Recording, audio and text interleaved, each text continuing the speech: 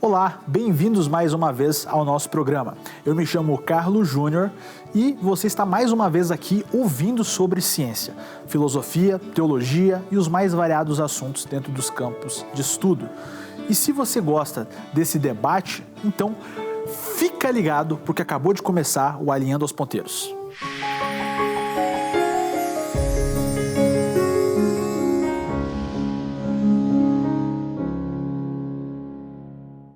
Gente, o tema de hoje é um tema mais ligado às questões da teologia, isso mesmo. Nós vamos falar um pouco sobre as implicações do design inteligente como possibilidade. E nesse caso a gente vai conversar um pouco sobre evolucionismo teísta e evoteísmo, com base na ciência e com base depois no criacionismo e também na Bíblia. Eu vou separar em duas partes. Isso vai ser discutido também entre os pastores que vão ser convidados para participar hoje aqui, que é a pastora Ângela Valadão, Augusto Nicodemos e também o pastor Glauco Filho, que vão estar comentando a respeito dos perigos do chamado evoteísmo. Mas eu vou fazer duas separações aqui. A separação primeira do que tange a ciência e a separação do que tange a teologia. Obviamente, todas as hipóteses são respeitadas, mas, obviamente, nós também temos as nossas opiniões a respeito do assunto. Então, como todo debate científico livre e teológico, é sempre importante tratar sobre as possibilidades e viabilidades de ambos esses sistemas. Então, uma coisa muito importante que eu percebo aqui é que o evoteísmo ele está afirmando que o designer ou o Deus, mais especificamente o Deus bíblico nessa situação, ele estaria guiando a evolução, guiando o processo evolutivo. O que é muito interessante, porque a evolução é um sistema que gera muita morte, porque muitas espécies tiveram que morrer e tiveram que perder muitas capacidades. É um sistema de extremo sofrimento. É um sistema perturbador quando você para analisar. Quando você tenta estudar a historicidade da evolução, você percebe que muitas criaturas sofreram muito durante esse suposto processo evolutivo. E dessa forma, a grande questão é, por que então Deus teria usado de tortura ou esse tipo de coisa para criar o ser humano? Porque a evolução é simplesmente arrepiante, você se assusta a respeito da evolução quando você estuda ela, porque é algo extremamente triste você ver essas criaturas sofrendo, sendo exterminadas, porque a seleção natural, quando a gente verifica as possibilidades, ela vai apenas salvar o mais apto. Então, muitas espécies foram extintas e foram mortas através do processo evolutivo. E será que Deus teria usado de um processo tão cruel para a criação do homem e também das outras espécies? Será que realmente é uma viabilidade esse tipo de pensamento? E será que isso está de acordo com a Bíblia Sagrada ou com a ciência? É isso que nós vamos conversar hoje aqui. Então a Ângela Valadão, o pastor Augusto Nicodemos e o Glauco Filho vão estar explicando um pouco mais quais são os perigos do evoteísmo. Então preste muita atenção, porque será com certeza algo muito importante para você ouvir. Quais são os problemas do evoteísmo? Deus poderia ter guiado o processo evolutivo, né? Bom, primeiro, é uma tentativa, entre muitas, feitas por aqueles que querem manter o evolucionismo darwinista como sendo uma teoria plausível para a explicação do surgimento da vida, da diversidade de todas as coisas, e, ao mesmo tempo, manter a confiança num Deus que existe e que intervém, e um Deus que está agindo no mundo, né? Diferente do Deus deísta, que criou o mundo como um relógio, deu corda e ficou do lado de fora. Esse pessoal acredita que Deus interveio, que Deus participou, ele guiou de maneira direta ou indireta o processo evolutivo, de forma que chegamos até onde está, contando com a interferência de Deus nesse processo. Bom, eu teria muitas coisas para dizer a respeito disso, mas eu quero concentrar numa coisa. O evolucionismo, conforme concebido por Darwin e defendido pelos seus seguidores, tem como pilar, tem como teoria principal a ideia das mutações aleatórias ou do acaso. Sem isso não existe teoria da evolução. Ela pressupõe que as coisas que existem hoje, a vida, a sua variedade, veio a ser o que é através de um processo de mutações aleatórias selecionadas para a sobrevivência do mais esperto, do mais capaz, do mais inteligente e do mais forte. Então, a ideia de mutações randômicas, a ideia do acaso, faz parte integral da teoria evolucionista. Sem isso, não existe teoria da evolução. Não existe teoria da evolução. Então, fica difícil você pegar um Deus que, pela descrição da Bíblia, é onisciente e que conhece todas as coisas e colocá-lo como mentor, diretor, coach de um processo evolucionário cuja característica principal é a indefinição. Você não sabe o que é que vai dar, quando vai acontecer, porque tudo depende de acidentes aleatórios, de combinações, de mutações e assim por diante. Então, é uma contradição em termos você querer acreditar que o Deus onisciente, o Deus que conhece todas as coisas, ele guiou um processo onde ele não sabe no que é que vai dar. Ele não sabe, porque o ser aleatório faz parte essencial da evolução. É por isso que eu tentei me achar a prova disso, né? Eu estava na pesquisa, né? Meio que eu ainda não terminei a pesquisa, mas eu gostaria de ter trazido o nome aqui de um cientista famoso que ele é evolucionista teísta e que ele se tornou aquilo que a gente chama adepto da teologia do teísmo aberto. O teísmo aberto é uma teologia antiga e ela recebe no Brasil o nome de teologia relacional, que diz que Deus não conhece o futuro, porque se Deus conhece o futuro, o homem não é livre. Porque se Deus sabe o que eu vou fazer daqui a 10 segundos, então aquilo já está determinado. Então, para que o homem seja realmente livre, Deus não pode saber o futuro. Por incrível que pareça, tem gente que defende isso e defende seriamente. Os socinianos, cerca de 300 anos atrás, um tio e um sobrinho, eles defendiam isso aí. Eles defendiam exatamente essa teoria de que Deus não conhecia o futuro. Deus não era onisciente. Exatamente para preservar a liberdade humana. Pois bem, cientistas, cristãos, evoteístas estão adotando a teologia aberta, o teísmo aberto, como solução para esse dilema. Deus realmente não conhece o futuro. Então, ele intervém no processo evolucionário de maneira direta ou indireta, e sem que isso incompatibilize com essa incerteza do processo evolucionista, as mutações randômicas, não é? Aleatórias. Então, uma vez que Deus não conhece o futuro, ele não sabe o que é que vai dar no final do processo evolucionário, seletivo e randômico aí dessas mutações. Então, eu creio que só esse ponto em si, ele já é suficiente para que vejamos como é impossível você conciliar Deus, o Deus da Bíblia, o Deus criador, onisciente, onipotente, onipresente, com uma teoria que tem como elemento principal a incerteza, o não saber, a indefinição, ser randômica e aleatória. Então, é uma contradição, não é impossível para mim, e só isso aí já é suficiente para ver que não é possível você combinar a evolução com a descrição bíblica da criação do mundo e o Deus bíblico, sem que você cometa alguma coisa errada em termos de coerência intelectual, sem que você perca a integridade intelectual, isso que eu queria dizer.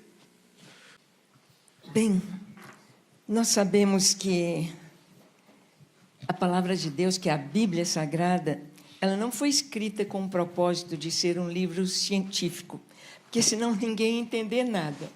A gente ia ficar boiando o tempo todo com Deus da física, da química, da biologia, esse Deus tremendo, esse Deus tão sábio, mas tem tanta ciência dentro da Bíblia que é um livro eterno. Ele não vai servir para nós só aqui, mas o Senhor diz que os céus vão passar, a terra vai passar e a palavra dele vai permanecer. A gente tem aí o código da Bíblia, tanta coisa descoberta. Eu li o livro do Christian Shen, Os Números e a Bíblia. Só o capítulo 1 de Gênesis, nos 31 versículos, escrito lá em hebraico, se faz uma análise ali, transformando as letras em números, e todo aquele capítulo, ele tem apenas o número 1, o número 3, o número 7 e os múltiplos destes números. E para os judeus, os números são muito significativos, né? Não vamos dar uma aula aqui sobre isso, mas a conclusão que ele chega é o seguinte: impossível uma mente humana conseguir descrever a criação do mundo em 31 versículos e com uma profundidade matemática impossível. Impossível. Então, o que a palavra contém é essa revelação de Deus, que nós temos a revelação do Deus de Israel, nós temos na natureza, né? O Adalto Lourenço sempre fala, né? O livro da revelação de Deus e o livro das coisas criadas. E aqui é exatamente isso que ele diz, né? No texto que a gente leu. Toda palavra de Deus é pura, ele é escudo para os que nele confiam. Nada acrescentes às suas palavras, para que não te repreendas e sejas achado mentiroso. Então, dentro do evoteísmo, nós temos cristãos que estão na dúvida, não é? Será? Então, a questão dos fósseis aí de milhões e milhões de anos, não se tinha ainda um entendimento melhor a respeito dos fósseis. Então, criou-se dúvida e muitas bíblias de estudo são evoteístas. Muitos autores de comentários bíblicos são evoteístas. Então, o evoteísmo é acrescentar a palavra de Deus. É um acréscimo. E isso traz grandes prejuízos. Toda a confusão que nós vemos hoje no mundo, dentro do mundo, da sociedade, nossos jovens estarem aí sem saber quem são, por que estão aqui, de onde vieram, para onde vão. Então, a teoria da evolução vai trazer esse entendimento que tudo é um acaso, não há Deus. Pouco tempo não, deve ter uns 10 anos, eu estive lá em Londres, não que estive lá só essa época, mas nos ônibus, todos os ônibus ali em Londres, estava escrito: don't worry, não se preocupe, Deus não existe. Não se preocupe, Deus não existe. Há 2 dias atrás, a Tânia é nossa líder dos Gideões Mirins, das crianças. Ela é dentista também, o marido é engenheiro, o filho está fazendo ciência da computação, a filha está no Coltec. Coltec é o colégio técnico da Universidade Federal. A menina chegou atrasada na aula, a filha dela de 16 anos, e ela ficou assustada porque ela chegou lá na aula, todos os meninos estavam dizendo: eu vim do macaco, eu vim do macaco, eu vim do macaco. Ela falou: o que é isso? O que está acontecendo? Ela disse: o professor falou que se tem algum bobo aqui que acredita em história de Adão e Eva, então é para a gente ter consciência disso, então vamos dizer: eu vim do macaco. Ou seja, gente, isso está acontecendo diante dos nossos olhos. O que é lavagem cerebral? O que é empurrar uma ciência goela abaixo sem fazer as pessoas pensarem? Então, se Deus não existe, se tudo é obra do acaso, vou me cortar, vou suicidar, eu vou... a vida perde o sentido, se perde a identidade. Eu sou um cachorro, eu sou uma árvore, vem a ideologia de gênero, vem toda a mentira. ou nós estamos com a verdade, ou a mentira está pronta a entrar. Então, o evoteísmo, essa parte acrescentando as Escrituras. Então, assim como o nosso Deus é um Deus perfeito, como Glauco disse aqui, não é? Um Deus perfeito, um Deus extremamente sábio. Então, o que Ele fala e o que Ele faz é perfeito e é extremamente sábio. Então, as implicações do evoteísmo na nossa sociedade e na igreja é algo muito sério, muito sério. E eu creio que este Deus maravilhoso está trazendo para nós um despertar, um abrir os olhos, um acordar, como aconteceu na experiência de Marcos Eberlin, de Adalto Lourenço, que eram evoteístas e disseram, pera lá, vamos pensar, vamos pensar. E o TDI aqui está para a gente pensar e para a gente perceber que nada deve ser acrescentado. Nós estamos tocando a superfície da sabedoria deste Deus tão grande nas Escrituras. Rodolfo Paiva.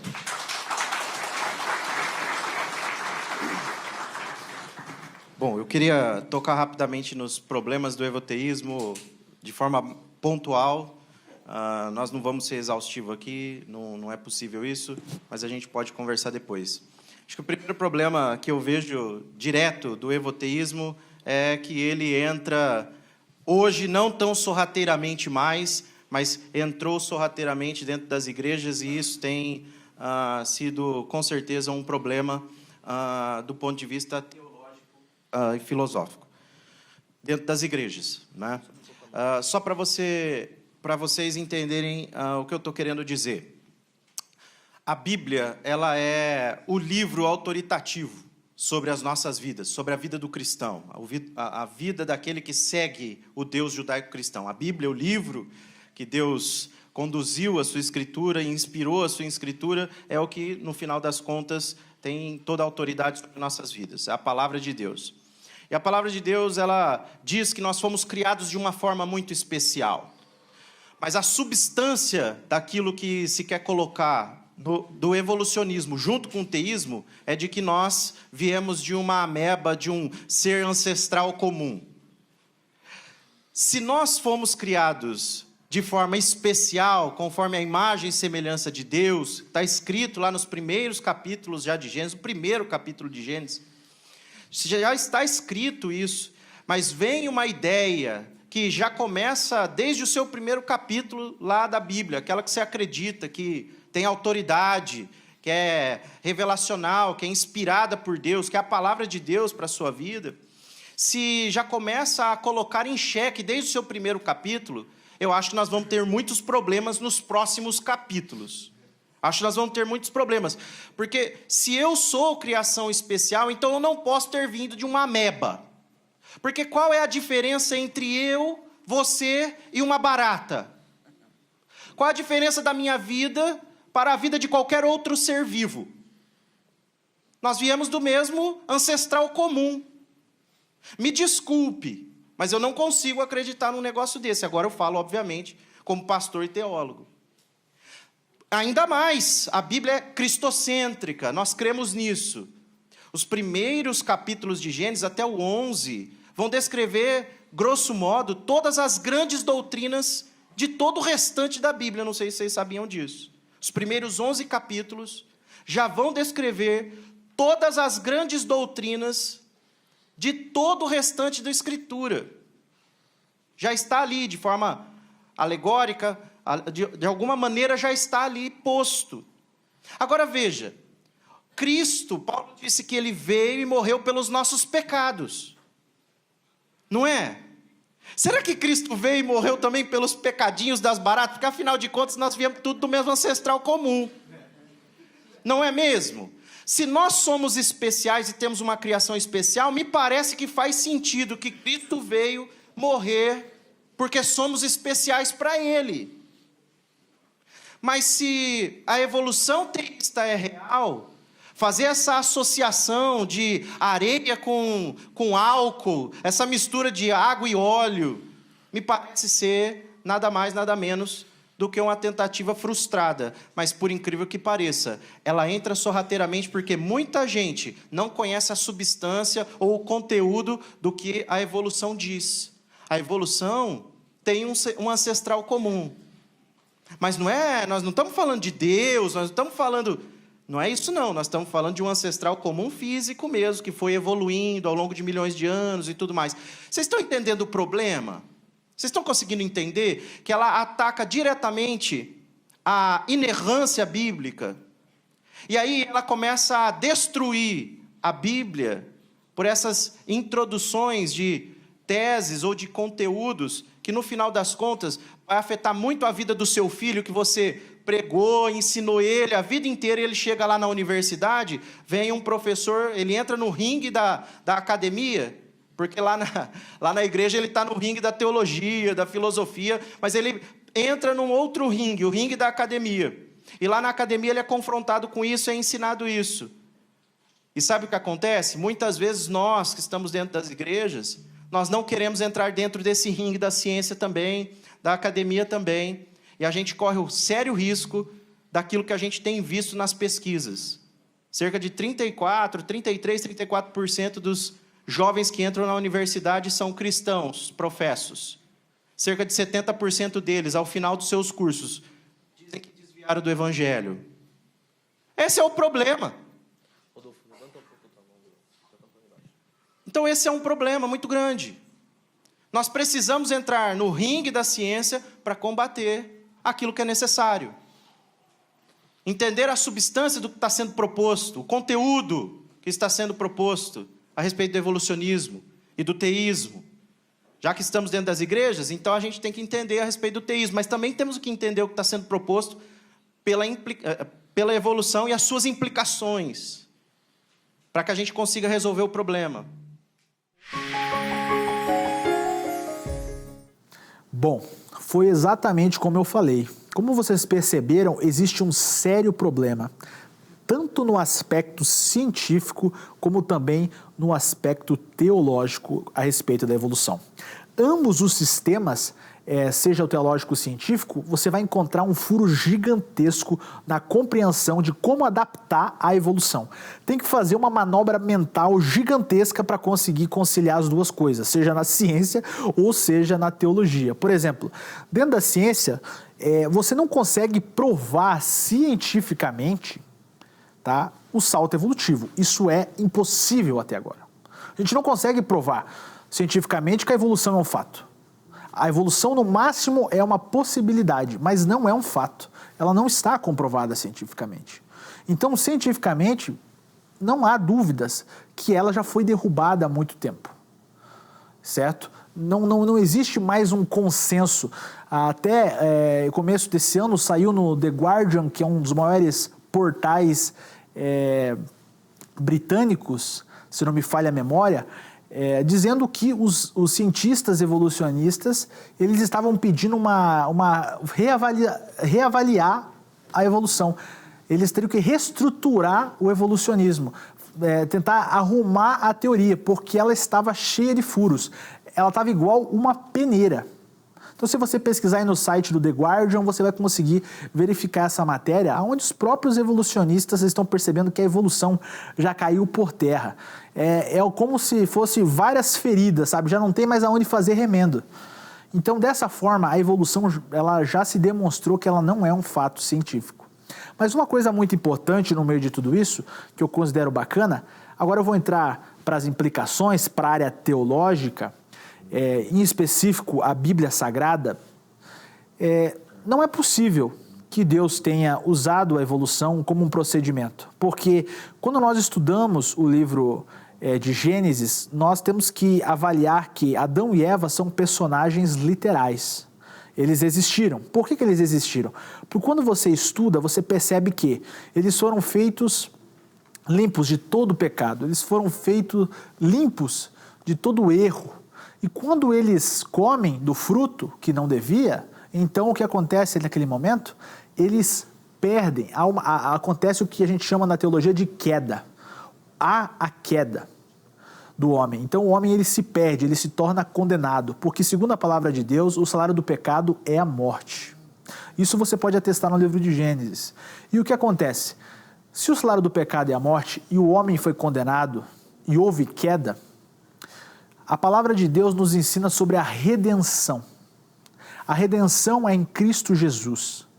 E o sacrifício que Jesus fez na cruz do Calvário é para que haja redenção, certo? Então agora viabilize uma possibilidade comigo. Se Adão e Eva são metafóricos e eles não existiram, o que Jesus fez na cruz do Calvário? Ele se sacrificou por quem? Pense sobre isso.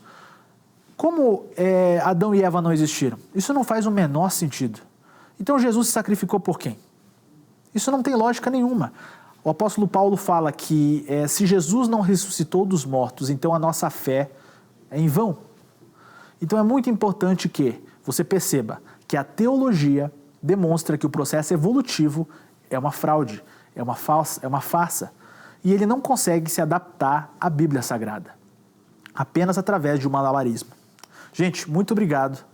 Agradeço a todos vocês que assistiram até aqui e até o próximo Alinhando os Ponteiros.